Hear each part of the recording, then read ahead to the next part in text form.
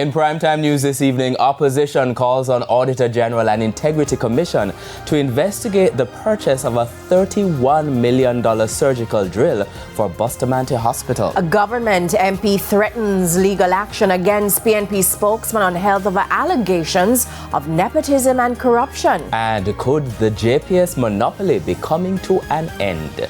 Good evening and welcome to primetime news on air and online at onespotmedia.com. I'm Archibald Gordon. And I'm Janella Precious. A special welcome also to our viewers on TVJ International in the Cayman Islands. Now, with a preview of what's to come in business news, here's Anthony Lugg. Thanks, Janella. So the Bank of Jamaica has announced a 25 basis point cut in its policy interest rate. But why? I'll give you the details later on in the business day. And in the big show, Spencer Darlington has a preview of what's coming up in primetime sports. Thank you very much, Archie. Well, the West Indies and Ireland begin their one-day international series tomorrow. We'll give you more details in primetime sports later. This is where you cue rally around the West Indies or something like that. Anyway, Romain, try to keep a straight face. What's coming up in the weather report and forecast?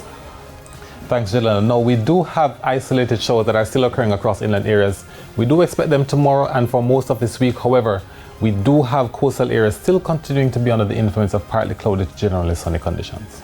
Didn't he tell you it was going to be dry yesterday? He did, actually. All right, so you have to watch the weather report and forecast to keep up with Romain. That's happening later on. There's also sports commentary as well as E-Prime. But before the break, the feedback question. And Archie, speaking of the weather, we're asking what should be done ahead of the 2025 hurricane season, which begins on June 1. You can share your comments online, facebook.com/televisionjamaica. And as always, you can post on X at TVJ News Center.